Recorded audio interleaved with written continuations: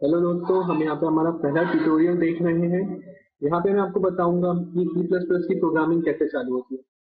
अगर आप देख पा रहे हैं कि नहीं, ये यहाँ पे जो मैं आईडी यूज कर रहा हूँ, आप इसका नाम देख सकते हैं। इसका नाम है डेव C++ 4.9.9.2। इसका लेटेस्ट वर्जन है फिलहाल, जब ये वीडियो बना है, अभी मैं जो बना रहा हूँ वीडियो।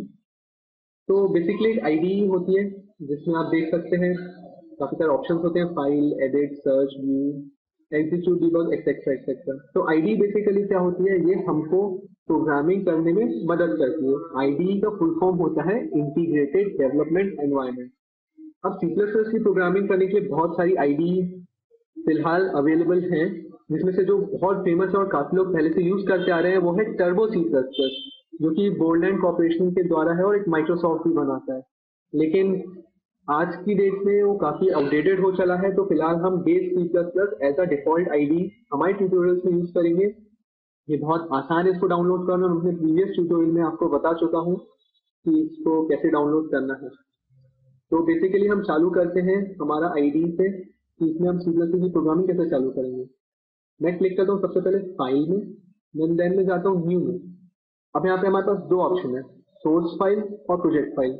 फिलहाल हम प्रोजेक्ट में काम कर नहीं रहे हैं, हम अकेले ही एक सोर्स फाइल बनाए, तो मैं क्लिक करूंगा सोर्स फाइल में। आप देख सकते हैं यहाँ पे कि ये खुल चुका है। यहाँ पे अभी फिलहाल इसका नाम है अनटाइटल्ड 2, क्योंकि मैं इसको कुछ नाम नहीं दिया। तो हम इसको किसी नाम से सेव करते हैं। ये ब्लैंक फाइल आप देख सकते हैं, यहाँ पे एक ब्लैंक फाइल है, एक एरिया जहाँ पे मैं कुछ टाइप करके प्रोग्रामिंग कर सकता हूँ।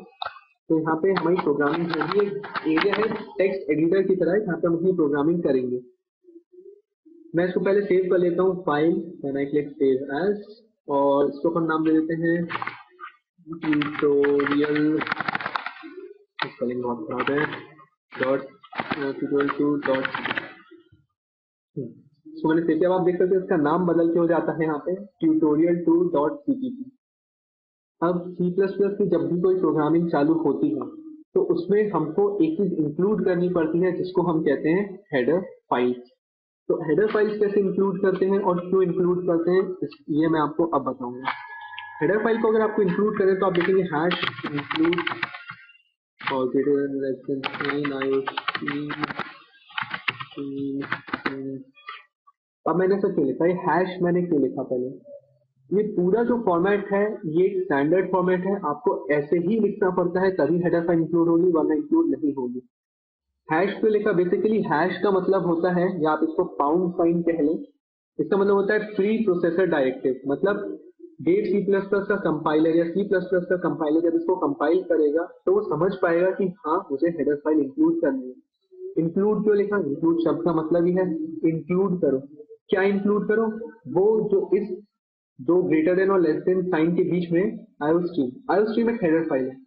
अगर आप लोग पहले भी थोड़ा बहुत C++ की जानकारी लिखते हैं तो मैं आपको बता दूं कि पुराने जमाने में ऐसा तो नहीं चाहिए कि पुराने जमाने में, लेकिन हाँ पहले डॉट एच भी लगाया जाता था। Iostream dot H, H stand for header file, इसका फॉर्मेट होता था। Dot H mean header file, जैसे आपकी डॉट एमपी फाइल्स होती है उसी डॉट एच फाइल। लेकिन आज की डेट में डेट C++ में ऐसा नहीं लिखा जाता है, ये डेप्रिकेटेड है। डेप्रिकेटेड मीन अब ये यूज नहीं होता है, आउटडेटेड है।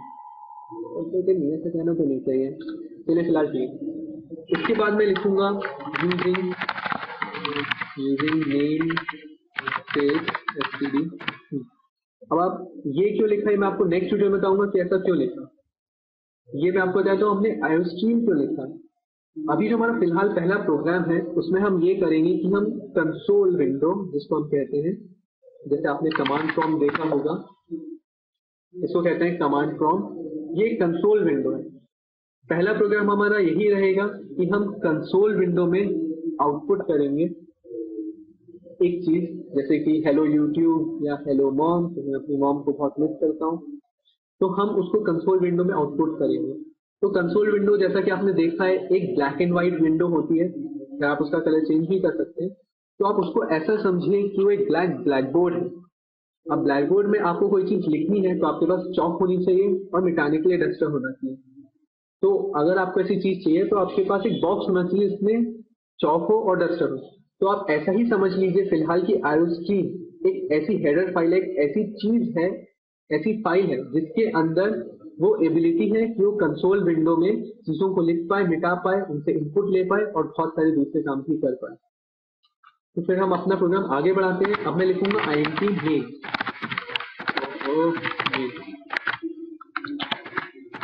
अब मैंने ऐसा ही क्यों लिखा ये मैं आपको बताऊंगा।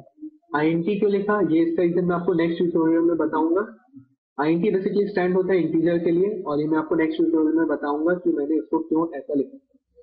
मेन एक फंक्शन है। ये मुझे कैसे पता चला कि मेन एक फंक्शन है? क्योंकि फंक्शन के बाजू में generally they are followed by an opening and a closing parenthesis. इनके बीच में भी कुछ वैल्यूज हो सकती है, लेकिन फिलहाल ये एम्प्टी है। तो यहाँ पे हमने देखा कि मेन फंक्शन कैसे लिखते हैं, int मेन, और हर फंक्शन के अंदर कुछ सेट ऑफ लाइंस होती हैं जो कि एक के बाद एक आपके प्रोग्राम में एग्जीक्यूट होती हैं। वो लाइंस को हम ओपनिंग कर्ली ब्रैकेट और क्लोजिंग कर्ली ब्रैकेट के बीच में लिखते हैं। अब मेरा एम ये है पहले ट्यूटोरियल में कि मैं कंसोल विंडो में कुछ आउटपुट करा पाऊँ। जैसे कि मुझे लिखना है, अगर मान लीजिए हेलो मॉम,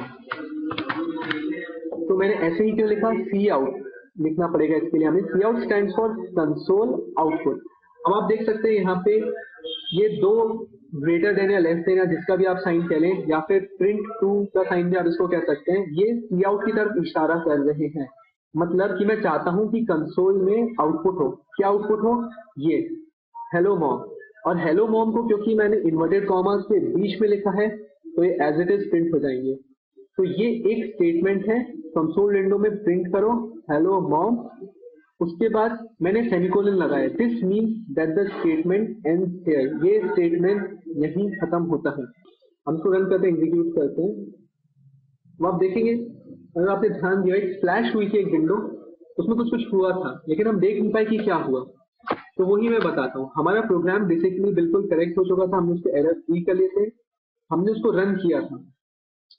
रन करने के बाद वो रन हुआ और क्विकली बंद भी हो गया हमारा प्रोग्राम। तो हम देख नहीं पाए कि हुआ क्या। अगर हम देखना चाहते हैं कि कुछ हो, जो हुआ है वो हम देख पाए, तो हमको लिखना पड़ेगा सिस्टम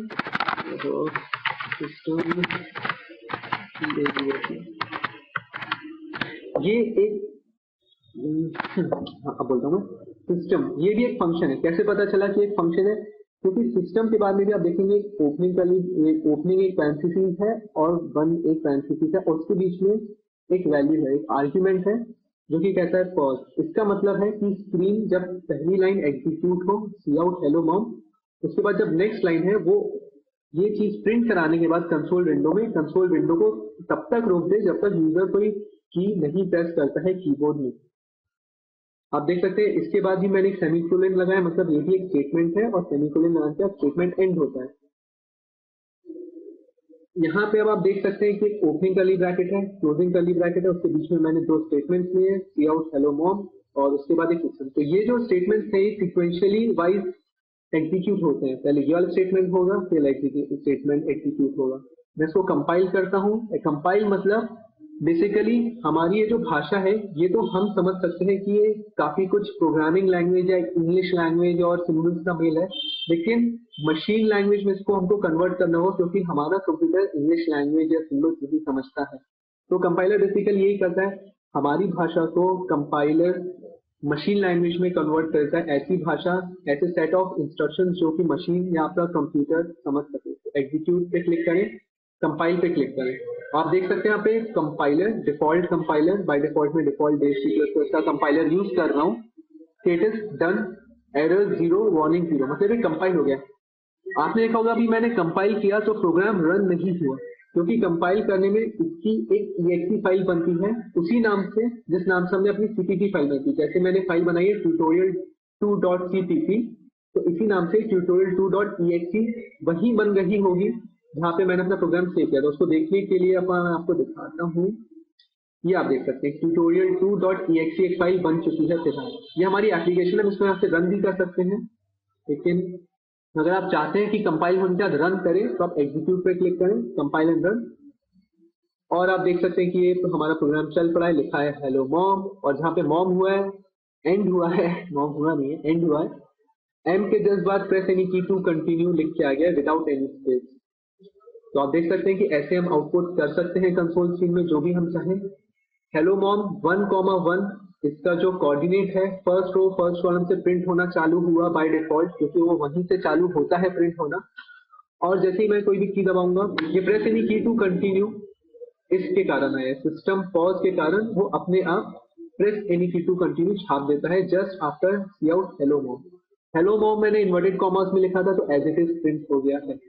अब मैं इसको कोई भी प्रेस की को प्रेस करूंगा तो एंड हो जाएगा, मैंने प्रेस किया एंड हो गया।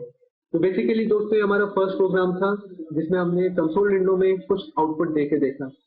सो होप मैंने तो अपनी तरफ से पूरी समझाने की कोशिश की है। आपके कमेंट्स आप जरूर दें तो मैं ताकि इम्प्रूव कर सकूं। होप आप पे सही लगा होगा, आप इससे कुछ सीख पाए होंगे। ये पहला ट्यूटोरियल है, I will definitely improve my self. अगर आप इसमें कुछ कमी लगती है आप कमेंट जरूर दें। तो thanks a lot, see you in the next tutorial.